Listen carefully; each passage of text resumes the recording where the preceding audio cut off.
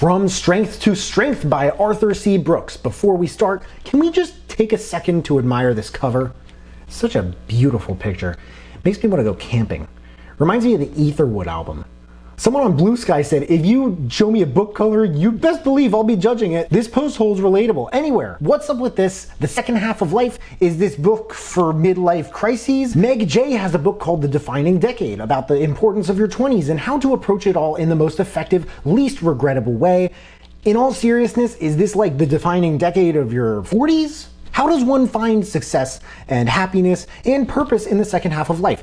It's quite literally a question for the ages, but let's talk about it. Just so you know, there are affiliate links in the description. If you buy anything through those links, then I get commission, which helps me build this channel and keep making these videos. You can also find those books and many others on my Amazon storefront. And any books that I mention in this video, chances are I've reviewed those, and I'll drop links to those reviews in the description as well. So affiliate links, Amazon storefront, and other book reviews. Welcome back to my channel. My name is Sam, and I want to make self-growth normal, because people shouldn't have to look this information up. It should just be mainstream knowledge. If you agree, then please make sure to smash that like button. Before I write these reviews in full, I write out the chapter names, and some books' chapter names just give me glaring impressions that I can't imagine getting from others. This one was surprisingly spiritual: Pondering Death, Aspen Grove, Fallen Tides. What the heck is this stuff? Here is what the author says about the reader. Ooh. The fact that you picked up this book tells me that you have most likely achieved success through hard work, huge sacrifice, and uncompromising excellence. And let's be honest, probably no small amount of good luck too. You deserve a lot of praise and admiration, and you've probably gotten it. But you know intellectually that you can't keep this party going forever, and you can see that it's coming to an end. Unfortunately, you never gave much thought to the party's end, so you only have one strategy. Try to keep it going, deny change, and work harder. But that is a sure path to misery. And I took a dark turn there, right? Chapter 1.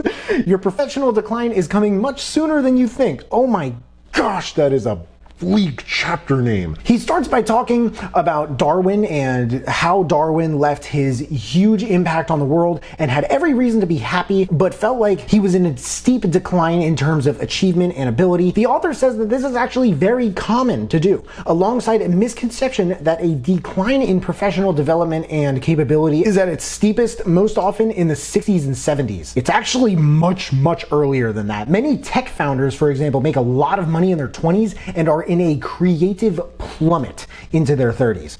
Based on the author's statistics, it may be worth noting that the biggest axle around which this productivity decline by age turns seems on average to be the industry you work in. And he talks a little bit more about multiple industries. Chapter 2, The Second Curve. I forgot this was the guy who wrote that book with Oprah, Build the Life That You Want. By this point, it became quite clear to me. Judging by how the author has been executing it so far, there is a very distinct subject to write about here. I'm talking like range level distinct.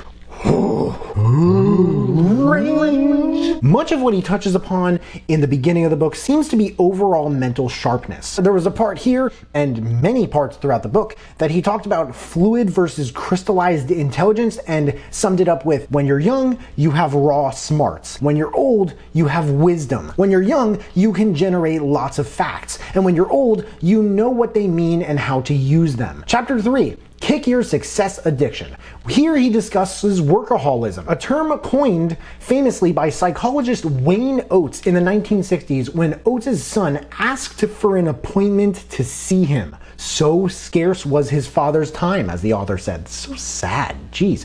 Oates defined it as the compulsion of uncontrolled need to work incessantly. It is endemic to professionally successful people all over the globe, it seems. Author Brené Brown has discussed workaholism repeatedly throughout her work, noting often that it's unlike other addictions in that it is rewarded by others with applause, money, social recognition and attention, etc. Chapter 4, Start Chipping Away. The idea in this chapter is that as you approach your second half of life, you need to become a sculptor and chip away at the attachment and possessions of yours that are not you. He went over the story of Siddhartha, a book that I was forced to read in 12th grade and one that I'll admit I really wasn't a fan of. I know, say what you will, but there's more than one reason I only review nonfiction books. I like the example they used of the Rolling Stones song, I Can't Get No Satisfaction, saying that it really should be called I Can't Keep No Satisfaction. Here's a quote from the chapter that I loved about happiness, reflecting on an email he got from someone? We agree that we will, and then we hang up the phone and go back to the madness. I don't think anyone wants madness, but we want nice houses and schools and vacations and organic food and college and church and sleepaway camp, and then you become tied to your circumstances. Consider what she's saying. She knows happiness comes from seeing past these distractions, but it's too complicated, too disruptive of an ordinary life, so she never sets to making the changes she needs to make in order to achieve the life that she wants. Chapter 5, pondering your death. He proposes here an unusual notion that if you consider your work to be your life, then when your work starts to decline, you start to die. People have a fear, a genuine fear of professional decline. Walt Disney's was legendary. There's a very eerie and true story in this chapter about him killing an owl. Yes, an owl. And the owl haunted his dreams for years. And he was 7 years old when it happened. If you don't believe this, given Disney movies and cartoons being all happy and colorful and full of life, look up Disney's animation called The Skeleton Dance. It's spooky stuff. Death was a very, very common theme in a lot of early Disney movies, everything from Snow White to Pinocchio. This dude drove himself totally nuts until he himself passed. Chapter 6, cultivate your Aspen Grove. By Aspen Grove, he's talking about your group of connections. Aspen Grove is a reference to, if I were watching this, I would be so excited about what I'm about to say. Clonal network of what look like trees but aren't. They're actually stems and they're all connected underneath. It's called the Quaking Aspen. The largest one by landmass and weight has its own name, Pando. And I've been telling my wife forever that I want to see it because it's like it is the largest living organism in the world in Fish Lake National Forest in Utah. It's 47,000 stems or trees. People think they're trees. It takes up 103 acres of land and it weighs 13.2 million pounds. It's a living organism, weighs 13.2 million pounds. And I have no clue how they measured that, but it's stunning. I mean, look at that. It might just be time to cultivate yours. Chapter 7, start your, I forget how to pronounce this, Vanaprastha. This was so far the most personal chapter. The author opened up here about not exactly his personal beliefs, but how they came to be and how his life experience brought them to where they are. And he dives a little bit further into spirituality afterward and how it can change over time. For anybody wondering, Vanaprastha means way of the forest in Hinduism. It represents the third of 4 stages of human life, and it starts when a person hands over household responsibilities to the next generation. Chapter 8, make your weakness your strength. Here he talks about embracing weaknesses and accepting them as strengths. My favorite example that he gave of this was Beethoven.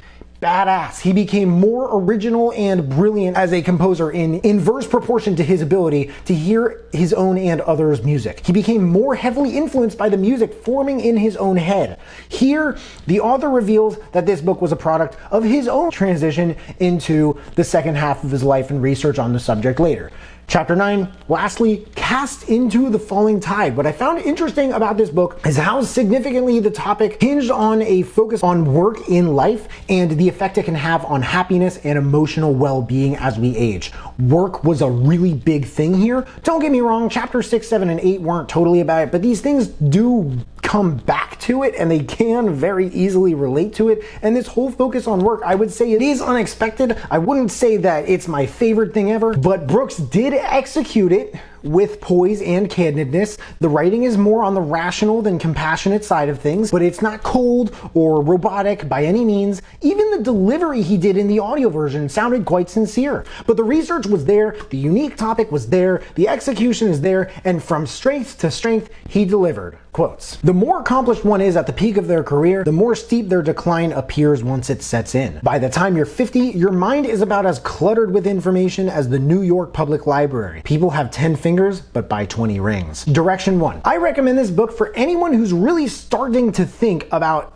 this point in their life, at their age in particular, and where their life is going. professionally speaking in particular. Direction 2. If you like this book, I recommend checking out Man's Search for Meaning by Viktor E. Frankl, The Book of Joy by Dalai Lama, Desmond Tutu, and Douglas Abrams, and The Courage to be Disliked by, I love these names, Ikiro Kishimi and Fumitaki Koga. From Strength to Strength by Arthur C. Brooks. There's a link in the description if you want to check it out and read the reviews. That and all the other books I mentioned in this video if you want to check those out too. If there are any other books that you want me to check out and review, please let me know in the comments below. Also, let me know if you checked out this book and you liked it. But hey, make sure to smash that like button, subscribe if you haven't already, because I don't get why people watch this far, at least into my book reviews, and they don't subscribe. But if you have subscribed and you want to turn up just a notch and turn on that notification bell to get a notification whenever I drop new videos, that would mean the world to me. Thank you so much for watching. I really appreciate it. You can find me everywhere, and I'll see you then.